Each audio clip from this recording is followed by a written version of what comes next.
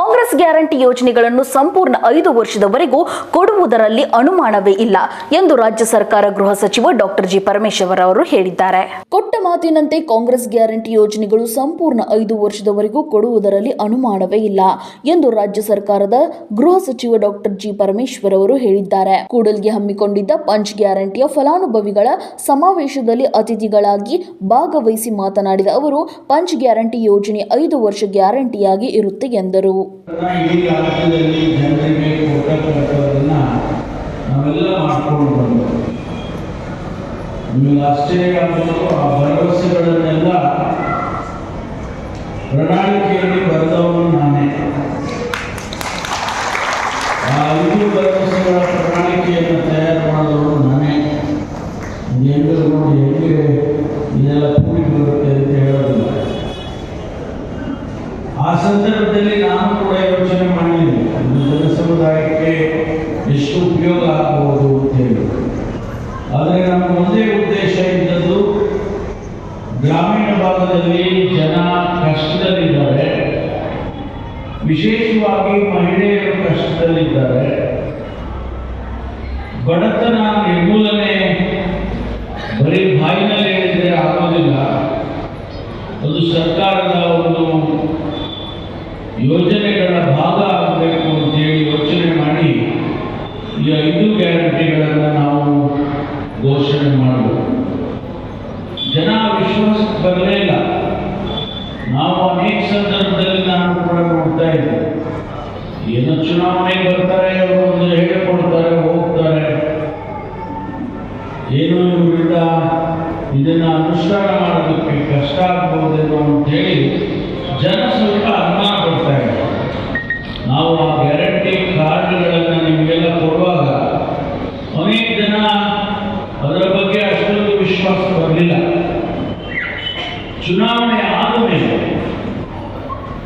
ಇಡೀ ರಾಜ್ಯದಲ್ಲಿ ಕಾಂಗ್ರೆಸ್ ಪಕ್ಷಕ್ಕೆ 136 ಸೀಟ್ಗಳನ್ನು ಕೊಡೋದ್ರ ಮೂಲಕ ಕರ್ನಾಟಕದ ಜನ ಆಶೀರ್ವಾದ ಮಾಡಿದ್ರು ಕಾಂಗ್ರೆಸ್ ಪಕ್ಷಕ್ಕೆ. ತಾವೆಲ್ಲ ಶ್ರೀನಿವಾಸ್ ಅವರಿಗೆ ಆಶೀರ್ವಾದ ಮಾಡಿದ್ರು. ಅದು ಆದಮೇಲೆ ಸರ್ಕಾರ ಅಸ್ತಿತ್ವಕ್ಕೆ ಬಂದು ಸಿದ್ದರಾಮಯ್ಯನವರು ಮುಖ್ಯಮಂತ್ರಿಗಳಾದ ಮೇಲೆ ಮೊದಲನೇ ಸಂಪುಟದಲ್ಲಿ ನಾವು ತೀರ್ಮಾನವನ್ನು ತೆಗೆದುಕೊಂಡೆವು. ಆ ತೀರ್ಮಾನ ನಾವೇನು ಮಾತು ಕೊಟ್ಟಿದ್ದು ಜನರಿಗೆ, ಆ ಮಾತಿನಂತೆ 5 ಗ್ಯಾರಂಟಿಗಳನ್ನು ನಾವು ಅನುಷ್ಠಾನ ಮಾಡುತ್ತೇವೆ. ನಾವು ಹಣದ ಯೋಚನೆ ಮಾಡಲಿಲ್ಲ. ಹಣ ಖರ್ಚಾಗುತ್ತೆ, ಜನರಿಗೆ ಇಷ್ಟೊಂದು ದುಡ್ಡು ಕೊಡಬೇಕಾಗ್ತದೆ ಅಂತೇಳಿ ನಾವು ಹಣದ ಯೋಚನೆ ಮಾಡಲಿಲ್ಲ.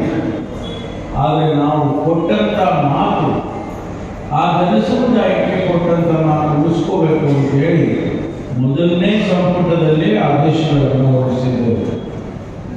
ಇವತ್ತು ಇಡೀ ರಾಜ್ಯದಲ್ಲಿ ಜನ ಬಹಳ ಸಂತೋಷದಿಂದ ಈ ಕಾರ್ಯಕ್ರಮವನ್ನು ಒಪ್ಪಿಕೊಂಡಿದ್ದಾರೆ, ಬಹಳ ಸಂತೋಷದಿಂದ ಒಪ್ಪಿದ್ದಾರೆ. ನಮಗೆ ಹಿಂದೆ 5 kg ಕೊಡ್ತಾ ಇದ್ದು ಅಕ್ಕಿ, ಸಿದ್ದರಾಮಯ್ಯನವರು ಕೊನೆಗೆ 7 kg ಕೊಡೋದಕ್ಕೆ ಪ್ರಾರಂಭ ಮಾಡಿದರು. ಆದರೆ ನಮ್ಮ ಸರ್ಕಾರ ಹೋದ್ಮೇಲೆ ಬಂದಂಥ ಸರ್ಕಾರಗಳು ಅದನ್ನು ಮತ್ತೆ 5 kg ವಾಪಸ್ ಬರೋದು. ಈ ಬಾರಿ ನಾವೇನು ಯೋಚನೆ ಮಾಡೋದು ಅಂತ ಹೇಳಿದ್ರೆ, ಆ ಬಡ ಜನರಿಗೆ, ಹಸಿವಿನಿಂದ ನರಳುತ್ತಾ ಇರೋರಿಗೆ ಹಸಿವನ್ನು ನೀಗಿಸಬೇಕು ಅಂತ ಹೇಳಿ ನಾವು 10 kg ಕೊಡ್ತೇವೆ ಅಂತ ಹೇಳಿ 10 kg ಕೊಡ್ತೇವೆ, 10 kg ಅಂತ ಹೇಳಿ ನಾವು ಪ್ರಾರಂಭ ಮಾಡುವಾಗ ನಮಗೆ ಕೇಂದ್ರ ಸರ್ಕಾರ ಇನ್ನೂ 5 kg ಜೊತೆಗೆ ಇನ್ನು 5 kg ಕೊಡಬೇಕು, ನಾವು ಕೊಡ್ತೇವೆ, ಹಣ ಕೊಡ್ತೇವೆ ನಿಮಗೆ ಅಂತ ಹೇಳಿದ್ರು. ಆದರೆ ಮೊದಲು ಕೊಡ್ತೇವೆ ಅಂತ ಹೇಳಿದಂಥವರು ಆನಂತರ ಕೊಡೋಕ್ಕಾಗೋದಿಲ್ಲ. ನಾವು ಯೋಚನೆ ಮಾಡಿದ್ದೇನೆಂದರೆ, ಅಕ್ಕಿ ಪಂಜಾಬ್ನಿಂದ, ಆಂಧ್ರದಿಂದ, ಈ ರೀತಿ ಹೊರದೇಶದಿಂದ, ಹೊರ ರಾಜ್ಯದಿಂದ ತರೋದಕ್ಕೆ ಕಷ್ಟ ಆಗಬಹುದು. ಸತತವಾಗಿ ಕೊಡಬೇಕಲ್ಲ, ಒಂದಿನ ಕೊಟ್ಟು ಬಿಡೋದಕ್ಕಾಗೋದಿಲ್ಲ. ಆದ್ದರಿಂದ ಅದು ತೊಂದರೆ ಆಗುತ್ತೆ ಅಂತ ಹೇಳಿ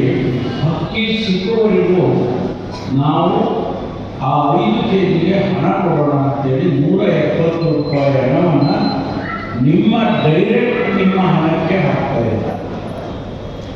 ಯಾಕೆಂದ್ರೆ ನಾವು ಅದರಿಂದ 5 ಕೆಜಿ ಅಕ್ಕಿ ಮತ್ತು 5 ಕೆಜಿಗೆ ಹಣವನ್ನು ಕೊಡ್ತಕ್ಕಂಥ ಕೆಲಸ ಇವತ್ತು ಇಡೀ ರಾಜ್ಯದಲ್ಲಿ ನಾವು ಮಾಡ್ಕೊಂಡು ಬರ್ತೇವೆ. ಎರಡನೇದು, ತಾಯಂದಿರು ಹಳ್ಳಿಗಾಡಿನಲ್ಲಿ ಪಟ್ಟಣದಲ್ಲಿ ಅಷ್ಟೊಂದು ಅವರಿಗೆ ತೊಂದರೆ ಆಗದೇ ಇರ್ಬೋದು. ಆದರೆ ಹಳ್ಳಿಗಾಡಿನಲ್ಲಿ ಪ್ರತಿಯೊಂದು ಮನೆಯಲ್ಲೂ ಕೂಡ ಆ ತಾಯಿ ಕಷ್ಟಪಡ್ತಾರೆ. ಕೂಲಿ ಮಾಡೋದಕ್ಕೆ ಹೋಗ್ತಾರೆ, ಬೇರೆ ಯಾವುದೋ ಮನೆಯಲ್ಲಿ ಕೆಲಸಕ್ಕೆ ಹೋಗ್ತಾರೆ. ಆ ದುಡಿಮೆ ಮಾಡೋದಕ್ಕೆ 500 ರೂಪಾಯಿ 500 ರೂಪಾಯಿ ಸಂಪಾದನೆ ಮಾಡೋದಕ್ಕೆ ಪ್ರತಿದಿನ ಆ ತಾಯಿ ಕಷ್ಟಪಡ್ತಾರೆ.